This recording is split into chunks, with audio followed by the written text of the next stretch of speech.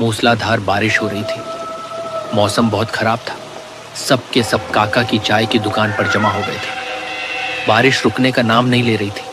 पानी बहुत तेज बरस रहा था। चाय का इंतजार करते हुए सभी दोस्त एक दूसरे के साथ हंसी मजाक कर रहे थे और बारिश का मजा ले रहे थे। वैसे बारिश के मौसम में भूतिया कहानियां याद आती हैं तो क्यों ना हो जाए।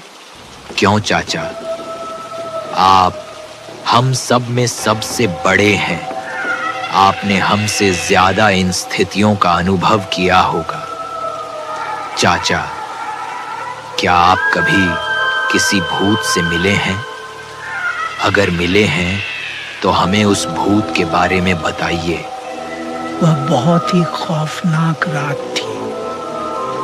ये 10 साल पुरानी बात है। 10 साल पहले भी इसी तरह बरसात का मौसम शुरू हुआ था। घनी काली अंधेरी रात थी। आसमान में काले बादलों का डेरा था जो किसी आने वाली भयानक मुसीबत का संकेत दे रहे थे। आज की रात बाकी रातों से कुछ अलग थी।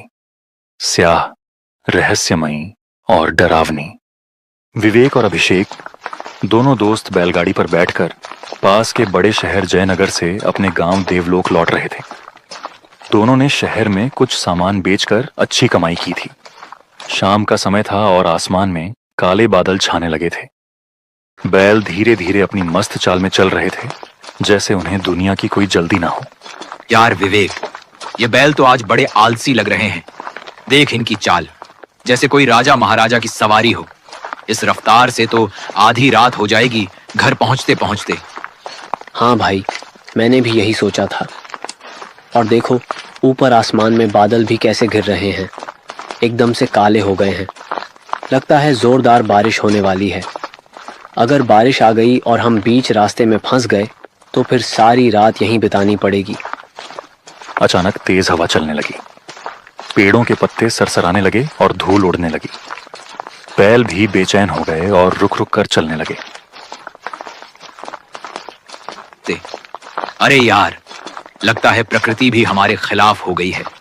हवा भी तेज चल रही है और बैल भी अजीब व्यवहार कर रहे हैं, जैसे कुछ आने वाली मुसीबत को भांप रहे हों।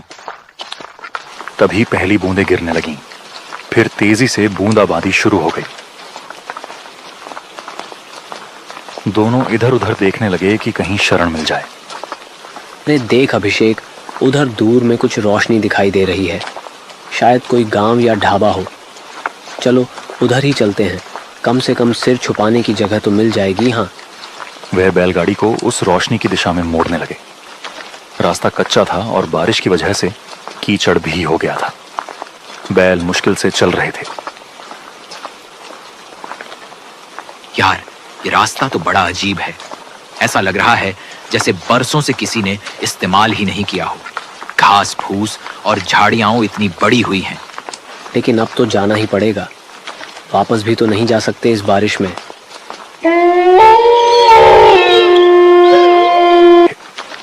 आधे घंटे बाद वे एक छोटे से गांव के सामने पहुंचे। गांव छोटा था लेकिन साफ सुथरा दिख रहा था। कुछ घरों से मध्यम रोशनी आ रही थी और धुआं निकल रहा था।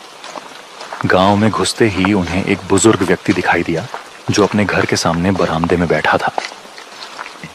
नमस्ते बाबा जी, हम बारिश से बचने के लिए यहाँ आए हैं। रास्ता भटक गए हैं और अब रात भी हो गई है। क्या यहाँ कहीं रुकने की जगह मिल सकती है? बाबा ने उन्हें देखा और धीरे से मुस्कुराया। उनकी मुस्कान में अजीब सी गर्मजोशी थी। चलो मेरे घर चलो। तुम्हारे बैलों के लिए भी पीछे गौशाला में जगह है। वे भी आराम से रह सकेंगे बेटा। बाबा उठे और उन्हें अपने घर की तरफ ले चले। घर पुराना था लेकिन मजबूत और साफ सुथरा। दीवारें मिट्टी की थीं और छत खपरेल की।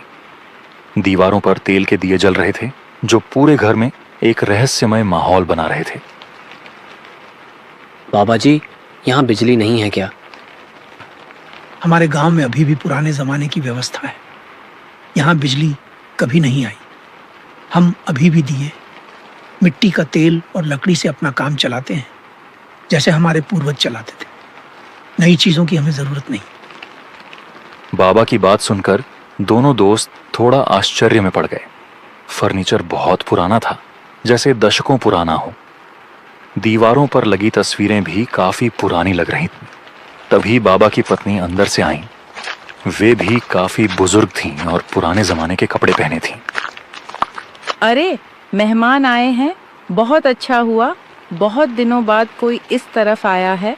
मैं तुरंत खाना बनाती हूँ। अरे नहीं दादी, आप परेशान ना हो, हमें ज्यादा भूख भी नहीं है, बस थोड़ी जगह मिल जाए रुकने के लिए। नहीं बेटा, ये कैसे हो सकता है? मेहमान को भूखा कैसे रख सकते हैं? तुम बैठो, मैं जल्दी खाना बनाकर लाती हूँ। दादी रसोई में चली गईं। बाबा और दोनों दोस्त बैठकर बातें करने लगे। आपका बहुत बहुत धन्यवाद बाबा जी। बाबा जी, इस गांव का नाम क्या है? हमने पहले कभी इस रास्ते से इस गांव को नहीं देखा था। ये गांव बहुत पुराना है बेटा। यहाँ हमारे पुरखों की कई पीढ़ियां रही हैं। नाम नाम तो हमने कभी सोचा ही नहीं। यहाँ बहुत कम लोग आते जाते हैं। रास्ता भी थोड़ा छुपा हुआ है। हाँ, हमने भी देखा। रास्ता काफी वीरान था। लगता है कि यहाँ ज्यादा आवाजाही नहीं है। बिल्कुल ठीक कहा तुमने। हम यहाँ शांति से अपनी जिंदगी बिताते हैं, बाहर की दुनिया की हलचल से दूर। बस कभी कभार तुम जैसे मेहमान आ जाते हो। थोड़ी देर बाद दादी खाना लेकर आईं। खाना स्वादिष्ट था, लेकिन उसमें कुछ अजीब स्वाद था, जैसे कोई पुराना मसाला हो या फिर कुछ ऐसी चीज जो आजकल इस्तेमाल नहीं होती। दादी, ये खाना बहुत स्वादिष्ट है, लेकिन इसमें कुछ अलग सा स्वाद है। हाँ बेटा, हम पुराने तरीकों से खाना बनाते हैं। जंगली जड़ी बूटियों और पुराने मसालों का इस्तेमाल करते हैं। ये स्वास्थ्य के लिए बहुत अच्छा होता है। खाने के बाद रात गहरी होने लगी। बाबा ने उन्हें एक कमरा दे दिया। कमरे में आकर दोनों दोस्त बिस्तर पर लेटे। कमरा छोटा था, लेकिन साफ सुथरा। हवा में एक अजीब सी खुशबू थी, जैसे धूप अगरबत्ती की हो। विवेक, मुझे यहाँ कुछ अजीब लग रहा है। ये लोग कुछ अलग हैं। उनके रहने का तरीका, बोलने का अंदाज, सब कुछ जैसे किसी पुराने जमाने का हो। हाँ यार, मैंने भी महसूस किया। लेकिन तू बहुत सोचता है। हो सकता है ये कोई पिछड़ा इलाका हो, जहाँ अभी भी लोग पुराने तरीकों से रहते हों। गरीब लोग हैं, इसलिए पुराने तरीकों से जीवन बिताते हैं। कोई बुरी बात नहीं है। हो सकता है, लेकिन फिर भी कुछ तो गड़बड़ है। खैर, एक रात की बात है, सुबह निकल जाएंगे। रात के करीब 12 बजे विवेक को तेज प्यास लगी। पानी का गिलास खत्म हो गया था। वह पानी पीने के लिए धीरे धीरे बाहर निकला, ताकि किसी को परेशानी ना हो। बाहर आंगन में पूर्णमासी की चांदनी फैली हुई थी। चारों तरफ एक अजीब सी शांति थी। आंगन में एक पुराना कुआं था, जिसके चारों तरफ पत्थर लगे थे। जब विवेक कुएं के पास पहुंचा और अंदर झांककर पानी निकालने की कोशिश की, तो उसे अंदर से अजीब आवाजें सुनाई दी। विवेक की सांस रुक गई। उसने फिर से ध्यान से सुना। आवाजें फिर आईं, लेकिन इस बार और साफ। हमें बचाओ, हमें यहां से निकालो। विवेक डर गया। उसने तुरंत कुएं में झांका, लेकिन चांदनी की रोशनी में भी सिर्फ गहरा अंधेरा दिखाई दिया। तभी उसके ठीक पीछे से किसी ने धीरे से आवाज लगाई। क्या हुआ बेटा? प्यास लगी थी? विवेक ने डरते हुए मुड़कर देखा। बाबा वहां खड़े थे, लेकिन चांदनी की रोशनी में उनका चेहरा बिल्कुल सफेद दिख रहा था। आंखें अजीब तरीके से चमक रही थीं। जी हाँ बाबा, प्यास लगी थी तो पानी लेने आए। क्या अच्छा किया बेटा। यहाँ का पानी बहुत मीठा और ठंडा है, बहुत गुणकारी है। जो एक बार पी लेता है वो इसे छोड़ नहीं पाता, हमेशा यहीं रह जाता है। यहीं रह जाता है? मतलब ये कि इस पानी का स्वाद इतना अच्छा है कि लोग दूसरी जगह का पानी पीना ही भूल जाते हैं, फिर वे यहीं बस जाते हैं। बाबा की बात सुनकर विवेक के रोंगटे खड़े हो गए। उसे लगा जैसे बाबा कुछ और ही कह रहे हों। बाबा जी, मैं अब सो जाता हूँ। कल सुबह जल्दी निकलना है। हाँ बेटा, जरूर सो जाओ। कल सुबह तक सब ठीक हो जाएगा। विवेक तुरंत कमरे में वापस भागा और अभिषेक को हिलाने लगा। अभिषेक, अभिषेक उठ, जल्दी उठ यार। यहाँ इतनी रात को क्यों परेशान कर रहा है? अरे क्या बात है, इतनी रात को कहाँ जाएंगे? विवेक ने जो कुछ देखा और सुना था वह सब विस्तार से बताया। कुएं से आती आवाजें, बाबा का अजीब व्यवहार और उनकी डरावनी बातें। अभिषेक को भी अब डर लगने लगा। सच में यार, तू झूठ तो नहीं बोल रहा? यार, मैं क्यों झूठ बोलूंगा? मैं खुद बहुत डर गया हूं। चल चुपचाप बैलगाड़ी तैयार करते हैं, यहां से निकलना होगा नहीं। लेकिन यार, अगर हमने गलत सोचा हो तो ये तो बहुत बुरी बात होगी। इन निर्दोष लोगों पर शक करना। मेरा दिल कह रहा है कि यहाँ कुछ गड़बड़ है, और फिर सावधान रहने में क्या हर्ज है। वे चुपचाप बाहर निकले। जैसे ही वे बैलों को खोलकर गाड़ी तैयार कर रहे थे, बाबा अचानक वहां आ गए। कहाँ जा रहे हो बेटा? अभी तो रात है। अंधेरे में जंगल का रास्ता बहुत खतरनाक है। बाजी, हमें हमें एक जरूरी काम याद आ गया है। घर पहुंचना जरूरी है। तभी गांव के और लोग भी वहां आ गए। अजीब बात यह थी कि इतनी रात को वे सब कैसे जाग रहे थे। सबके चेहरे चांदनी में अजीब लग रहे थे।